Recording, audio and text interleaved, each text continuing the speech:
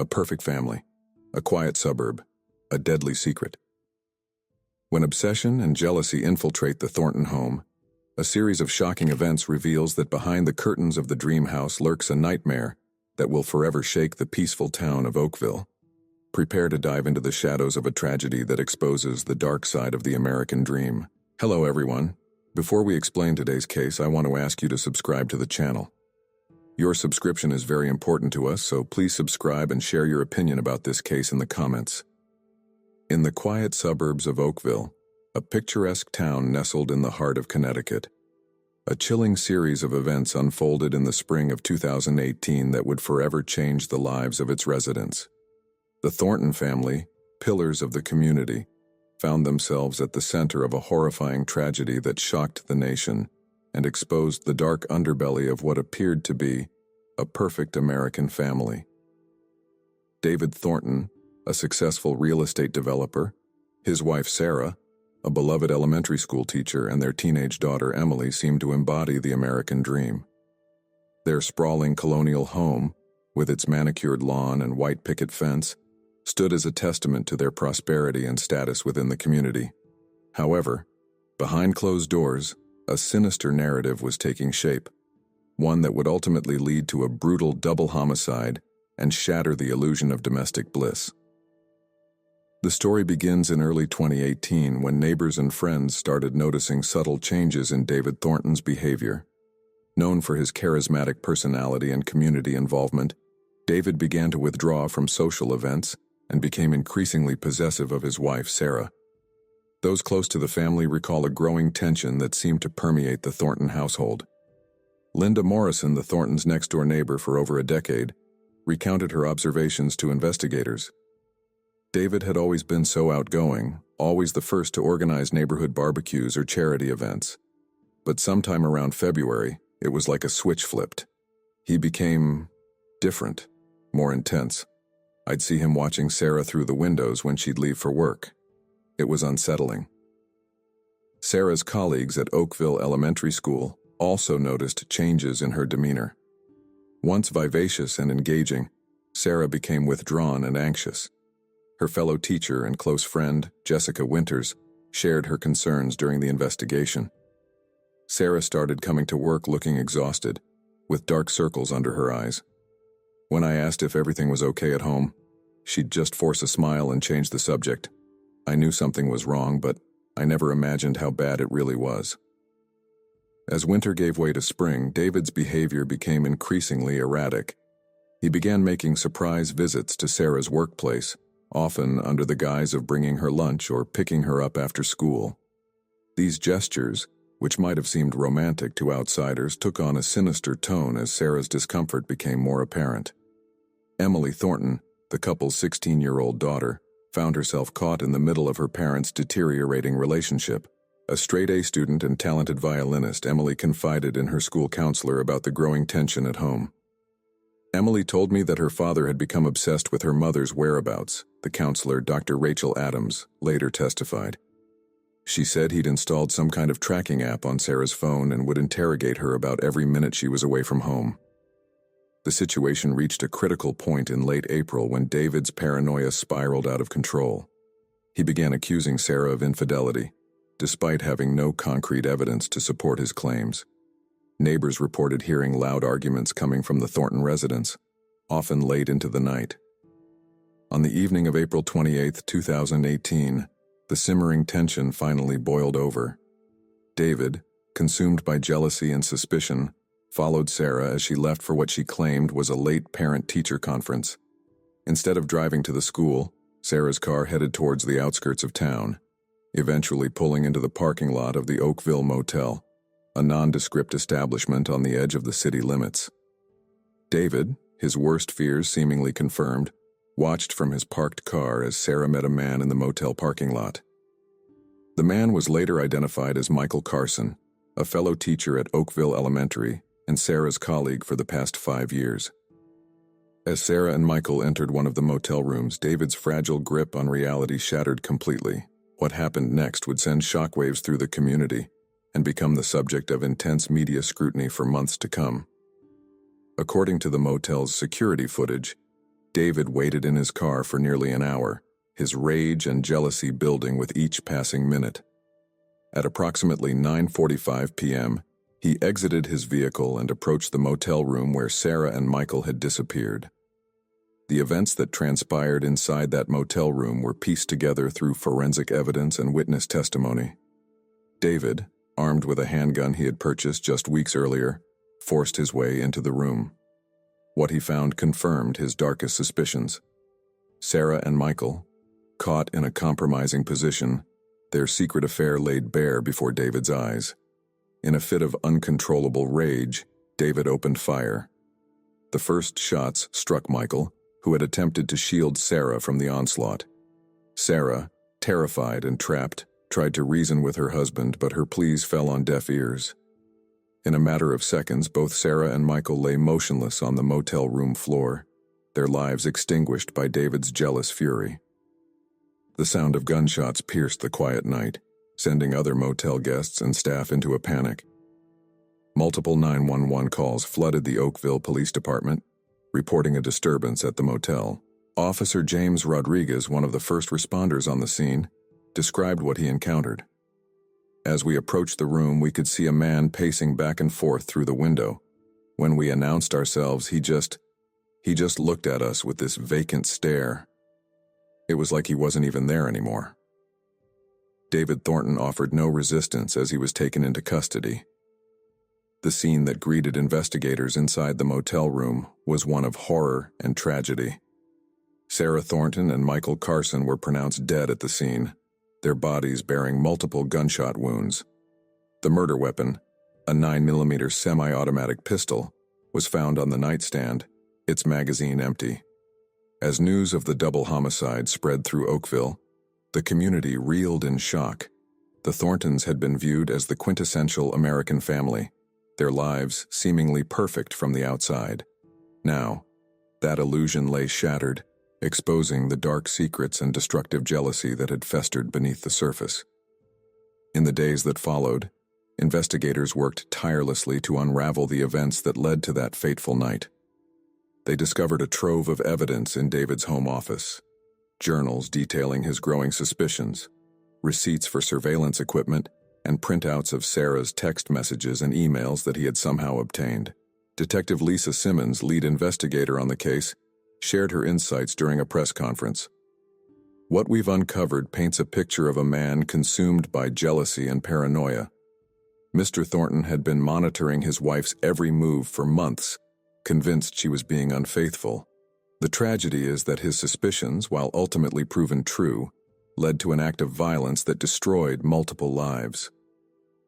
As the investigation progressed, a clearer picture of Sarah and Michael's relationship emerged. Colleagues and friends revealed that the two had grown close over the past year, bonding over their shared passion for teaching and their struggles in their personal lives. Michael, recently divorced, had found a sympathetic ear in Sarah, who had been feeling increasingly isolated in her marriage to David. Jessica Winters, Sarah's close friend, shed light on the affair during her police interview. Sarah confided in me about her feelings for Michael about 2 months ago. She was torn between her growing attraction to him and her commitment to her family. I urged her to be honest with David, to either end things with Michael or seek marriage counseling. I never imagined it would end like this. The affair, it seemed, had been ongoing for approximately 3 months before the murders. Text messages recovered from Sarah's phone revealed a relationship that had started as a close friendship before blossoming into romance. The messages also showed Sarah's guilt and indecision, as she struggled with her feelings for Michael and her obligations to her family.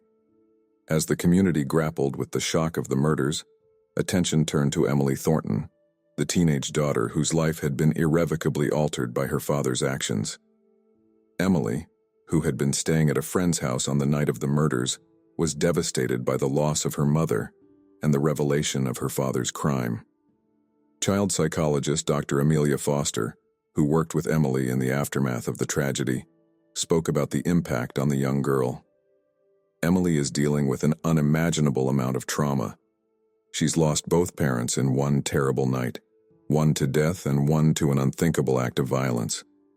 Her entire world has been turned upside down, and she's struggling to reconcile the loving father she knew with the man who committed these horrific acts. The case against David Thornton seemed airtight. With overwhelming physical evidence and his own confession, prosecutors were confident in securing a conviction. However, as the legal proceedings began, David's defense team pursued an unexpected strategy. They sought to paint David as a victim of his own mental illness, arguing that years of untreated paranoia and delusional jealousy had led to a psychotic break. Dr. Marcus Hendricks, a forensic psychiatrist brought in by the defense, testified about David's mental state. Mr.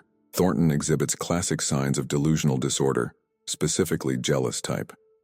This condition is characterized by an unwavering, false belief that one's spouse is unfaithful, despite a lack of evidence. In Mr. Thornton's case, the fact that his suspicions were ultimately confirmed doesn't negate the pathological nature of his jealousy and the distorted thinking that led to this tragedy. The trial of David Thornton became a media sensation, with national news outlets descending upon Oakville to cover every detail of the proceedings. The case raised complex questions about mental health, infidelity, and the nature of criminal responsibility. As testimony unfolded, a portrait emerged of a man who had spiraled into obsession and violence, driven by a toxic combination of jealousy, insecurity, and untreated mental illness. Prosecutors, led by District Attorney Sandra Patel, argued that regardless of any mental health issues, David's actions were premeditated and deliberate. Mr. Thornton made a series of conscious decisions, Patel stated in her opening arguments. He chose to follow his wife. He chose to bring a loaded weapon. And he chose to pull the trigger not once but multiple times. These are the actions of a man who knew exactly what he was doing. The defense, however, painted a different picture. They brought forward witnesses who testified to David's increasingly erratic behavior in the months leading up to the murders. Former colleagues spoke of his growing paranoia and mood swings, while family members recounted failed attempts to convince David to seek professional help. As the trial progressed, the spotlight inevitably turned to the victims. Sarah Thornton and Michael Carson were more than just the subjects of a salacious affair. They were beloved members of the community whose lives had touched many. Character witnesses spoke of Sarah's dedication to her students and her volunteer work with local charities. Michael was remembered as a passionate educator who had recently started a mentoring program for at-risk youth. The tragedy of their deaths was compounded by the revelation of their relationship, which had begun as a source of comfort and understanding for both.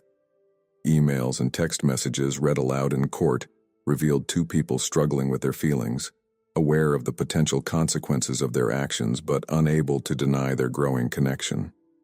As the trial neared its conclusion, the town of Oakville found itself divided. Some sympathized with David, viewing him as a man driven to the brink by betrayal and mental illness. Others saw him as a cold-blooded killer who had destroyed multiple lives in an act of selfish rage. The case had forced the community to confront uncomfortable truths about the nature of marriage, mental health, and the sometimes blurry line between passion and obsession. In the end, the jury was tasked with weighing the evidence and determining David Thornton's fate. After 3 days of deliberation, they returned with their verdict, guilty of 2 counts of first-degree murder. The judge, taking into account the defense's arguments regarding David's mental state, sentenced him to life in prison without the possibility of parole. As David Thornton was led away from the courtroom, the community of Oakville was left to pick up the pieces of a tragedy that had shaken it to its core. The case had exposed the fragility of the American dream, revealing how quickly a seemingly perfect life could unravel when faced with jealousy, betrayal, and untreated mental illness. In the months that followed, Oakville struggled to come to terms with what had happened. The elementary school where Sarah and Michael had taught established a memorial scholarship in their names, aimed at supporting students interested in pursuing careers in education. Community leaders organized workshops and seminars on mental health awareness and the importance of seeking help for emotional and psychological issues. Emily Thornton, orphaned by the tragedy, found support in her extended family and the broader community. A trust fund was established to provide for her future, and many in Oakville rallied around the teenager, determined to help her build a life beyond the shadow of her parents' tragic end. The Thornton case became a cautionary tale, studied in criminology classes and dissected in true crime documentaries. It served as a stark reminder of the devastating consequences that can arise when jealousy, suspicion, and mental illness are left unchecked. As Oakville slowly began to heal, the memory of that fateful night in April 2018 lingered, a somber reminder of the darkness that can lurk behind even the most picture-perfect facades. The tragedy of the Thornton family would forever be etched in the town's history, a testament to the complex and often unpredictable nature of human relationships and the fragile balance between love and obsession. As the years passed, the ripple effects of the Thornton tragedy continued to be felt throughout Oakville and beyond. The case became a touchstone for discussions about domestic violence, mental health, and the often hidden struggles within seemingly perfect marriages. 5 years after the murders, a documentary filmmaker named Rachel Winters arrived in Oakville to create a comprehensive account of the events that had shaken the town to its core. Her presence stirred up mixed emotions among the residents, many of whom had been trying to move on from the painful memories. Rachel's first interview was with Emily Thornton, now 21 years old and a junior at a nearby university. Emily, who had largely avoided the media spotlight in the years following her parents' deaths, agreed to speak on camera for the first time. "I've spent years trying to understand what happened," Emily said, her voice steady but tinged with sadness. "There are days when I'm angry at my father for what he did, and days when I'm angry at my mother for her affair. But mostly I'm just sad. Sad for what could have been. Sad for the lives lost. And sad for the pain that must have been eating away at all of them." Emily's resilience in the face of unimaginable tragedy had become an inspiration to many in Oakville. She had thrown herself into her studies, majoring in psychology with a focus on trauma and family dynamics. "I want to help other families," she explained. "I want to recognize the signs that we all missed and prevent other tragedies from happening." The documentary also featured interviews with many of the key figures from the original investigation. Detective Lisa Simmons, now retired, reflected on the case that had defined her career. "The Thornton murders changed how we approach domestic situations," she explained. "We've implemented new training programs to help officers recognize signs of obsessive behavior and potential mental health crises. It's not just about responding to violence, it's about preventing it." Dr. Marcus Hendricks, the forensic psychiatrist who had testified about David's mental state during the trial, used the documentary as a platform to discuss the importance of mental health awareness. "What happened with David Thornton was an extreme case," he said, "but it highlights a broader issue. Many people are suffering from untreated mental health conditions, and the stigma surrounding these issues often prevents them from seeking help. We need to change that." The film also explored the impact of the tragedy on Sarah and Michael's colleagues at Oakville Elementary School. Jessica Winters, Sarah's close friend, had become an advocate for domestic violence awareness in the years since the murders. "Sarah's death opened my eyes to how easily abuse can be hidden," she said. "I've made it my mission to educate others about the signs of controlling behavior and the importance of reaching out for help." One of the most poignant moments in the documentary came from an unexpected source. Michael Carson's ex-wife, Amanda, agreed to be interviewed, offering a unique perspective on the events. "When I first heard about the affair, I was angry," she admitted. "But as the full story came out, that anger turned to profound sadness. Michael was a good man who made a mistake, and he paid for it with his life. No one deserves that fate." The documentary also delved into the legal aftermath of the case. Sandra Patel, the district attorney who had prosecuted David Thornton, discussed the challenges of the trial. "This case was never just about infidelity," she explained. "It was about control, about a man who believed he owned his wife and had the right to punish her. The affair may have been the trigger, but the root causes of this tragedy went much deeper."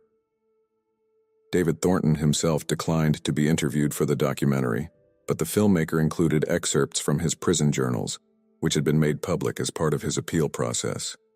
The entries revealed a man grappling with the enormity of his actions, oscillating between remorse and continued delusions about his wife's perceived betrayals. "I see now the monster I became," one entry read. "But in those moments in that motel room, I truly believed I was protecting my family, my honor. How could I have been so blind?" As the documentary neared its conclusion, it shifted focus to the ways in which Oakville had changed in the wake of the tragedy.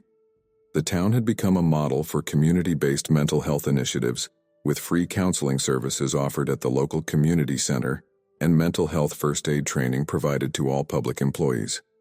The Oakville Motel, the site of the murders, had been demolished and replaced with a park dedicated to the memory of Sarah Thornton and Michael Carson. The park featured a small amphitheater used for educational programs about healthy relationships and conflict resolution. Linda Morrison, the Thorntons' former neighbor, summed up the town's transformation. "We'll never forget what happened, but we've tried to create something positive from it. Oakville is more than just the place where this terrible thing happened. We're a community that came together in the face of tragedy and committed to being better, to looking out for each other in ways we never did before." The documentary concluded with a return to Emily Thornton, filmed at her mother's grave. As she laid flowers on the headstone, Emily spoke about forgiveness and the long journey of healing. "I've had to find a way to forgive both my parents," she said, her voice breaking slightly. "My mother for her affair, my father for his actions. It hasn't been easy, and there are still days when I struggle with it. But I've realized that holding on to anger and resentment only hurts me in the end. I'm trying to live my life in a way that would make my mom proud, and to use my experiences to help others." As the credits rolled on Rachel Winter's documentary, viewers were left with a complex portrait of a tragedy that had forever altered the fabric of a small Connecticut town. The Thornton case had exposed the dangerous consequences of unchecked jealousy, the devastating impact of mental illness, and the far-reaching effects of domestic violence. But it had also revealed the resilience of the human spirit and the capacity for a community to come together in the face of unimaginable horror. Oakville had been changed forever by the events of that April night in 2018, but its residents had refused to be defined solely by tragedy. In the years that followed the documentary's release, the story of the Thornton family continued to resonate with people across the country. It became a case study in criminal justice and psychology courses, sparking discussions about the complex interplay between mental health, relationships, and violent behavior.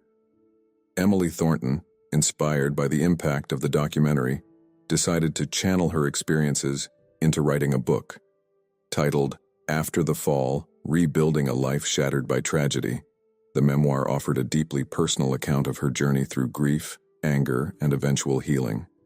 The book became a bestseller, praised for its raw honesty and insightful reflections on family dynamics, mental health, and the long-term effects of trauma. Emily embarked on a speaking tour, visiting colleges and community centers to share her story and advocate for better mental health resources and domestic violence prevention programs. David Thornton, still serving his life sentence, eventually agreed to participate in a series of interviews with forensic psychologists. These sessions, conducted over several years, provided valuable insights into the mindset of individuals driven to acts of extreme violence by jealousy and paranoia. The findings from these interviews were published in academic journals, contributing to a better understanding of delusional disorders and their potential for triggering violent behavior. In Oakville, the legacy of the Thornton tragedy continued to shape the community. The town became known for its progressive approach to mental health and relationship education. The curriculum in local schools was updated to include comprehensive courses on emotional intelligence, conflict resolution, and recognizing signs of unhealthy relationships. The park built on the site of the former Oakville Motel became a symbol of the town's transformation. On the anniversary of the murders each year, residents gathered there for a candlelight vigil, not only to remember Sarah and Michael, but also to reaffirm their commitment to fostering a community of openness, support, and understanding. As time passed, the intense media scrutiny faded, but the lessons learned from the Thornton case continued to influence discussions about domestic violence, mental health, and the often hidden struggles within families. The tragedy had pulled back the curtain on the facade of perfection that many families present to the world, encouraging a more honest and open dialogue about the challenges of maintaining healthy relationships. In the end, the story of David, Sarah, and Michael, and the lives they touched, served as a powerful reminder of the fragility of human relationships and the devastating consequences that can arise when jealousy, suspicion, and mental illness intersect. But it also stood as a testament to the power of community, the importance of mental health awareness, and the capacity for growth and healing even in the aftermath of unthinkable tragedy. The Thornton case would forever be a part of Oakville's history, a dark chapter that had ultimately led to positive change. As Emily Thornton wrote in the conclusion of her memoir, "Our story is one of loss, of pain, and of terrible choices. But it's also a story of resilience, of a community coming together, and of the endless capacity for human beings to learn, to grow, and to strive for a better future. If there's any legacy to be found in this tragedy, let it be that, a commitment to understanding, to compassion, and to never taking our relationships for granted." And so, as Oakville continued to evolve and heal, the memory of that fateful night in April 2018 remained, not as an open wound, but as a solemn reminder of the work still to be done in addressing mental health, preventing domestic violence, and fostering open, honest, and healthy relationships in communities across the nation.